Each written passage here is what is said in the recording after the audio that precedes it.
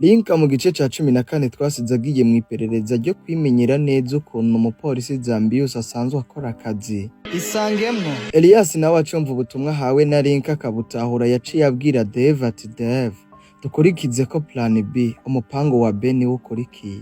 Isangemwo Dave yaciye anyarukira mu cumba Mihaye yari arimwo na Claude acara bafuka mu maso n'abazirikira amaboko inyuma ariko kandi atabababaje. Dave ahejeje gukora ivyo Elias nawe yaciye yinjira aho nyene amaze kwinjira baca babajana muri cave mu nzu yo hasi y'iyo bari barimo.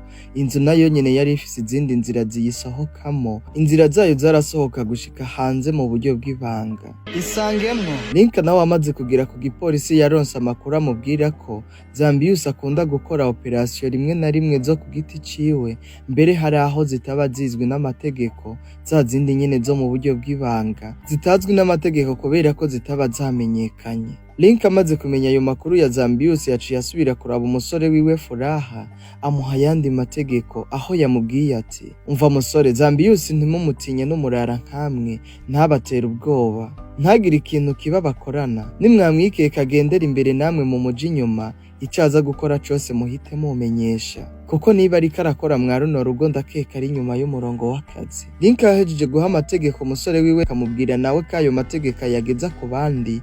LYNCA yaciye asubira inyuma aho papa wiwe na Dave bari. LYNCA bari bamuhamagaye bamubwira ko bimukiye kuri plan B, bakibimubwira nawe yaciye amenya ico gukora, kuko yaciye amenya ko agenda atabasanga aho bari ahubwo yinjirana mu zindi nzira z'ibanga.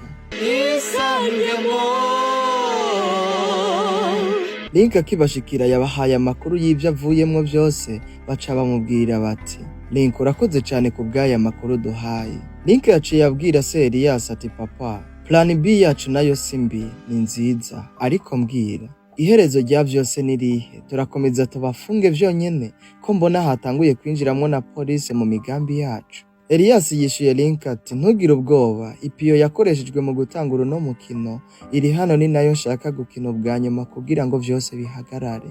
Elias kandi yavuze ati Mihaye ibibazo yabajijwe niyabisubiza neza biraza kumubera vyiza, bimuhe n'inzira yo kuva hano neza n'uwo yita umugabo wiwe. Isangemwo Dave yaciye abaza Elias ati musaza, nkomeje kumva ukoresha ijambo ngo n'uwo yita umugabo wiwe, none ntushimishijwe nuko ari umugabo wiwe? Ese uracamukeneye ko mwubakana akaba umugore wawe na nyuma y'ivyo yagukoreye vyose? Isangemwo Elias yaciye yishura Dave aho nyene ati jewe singomba kuba impomye nka Claude yahenze.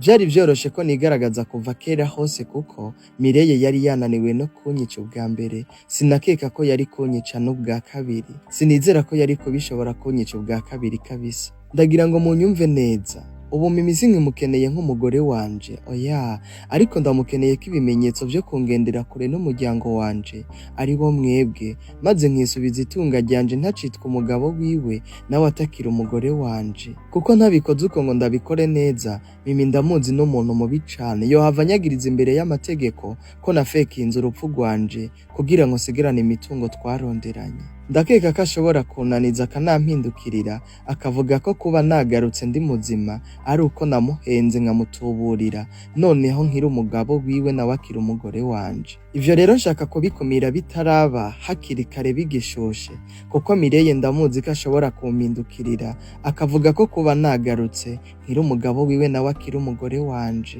Isangemwo ibintu bikomeje guhindura isura, twumvise impamvu yishimutwa rya Mireye n'impamvu mu bibazo yabajijwe harimwo ikibazo camubaza ati mbega wemerewe gushingiranwa n'abagabo bangahe? Hari impamvu, komeza kandi mudukurikire ntituzigera tubatenguha.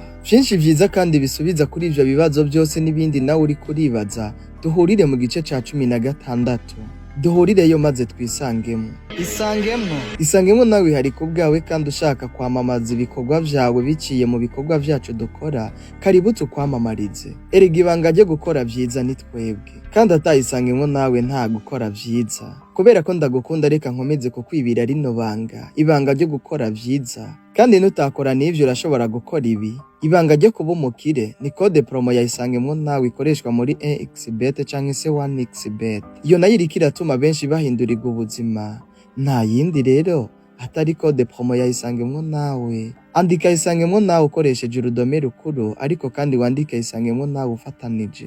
Fatanya urudome ku rundi mu kwandika isangemo nawe, uzoba ubikoze neza hama wugurure konti yawe ya 1xbet wigire muri benshi bariko barahindurirwa ubuzima. Nushaka kugera kure uzujane n'abandi, ariko niwashaka kunyaruka uzugende wenyene. Dufatanye urugendo tugere kure hashoboka, twoye kwijana kuko inzira y'umwe ntishika.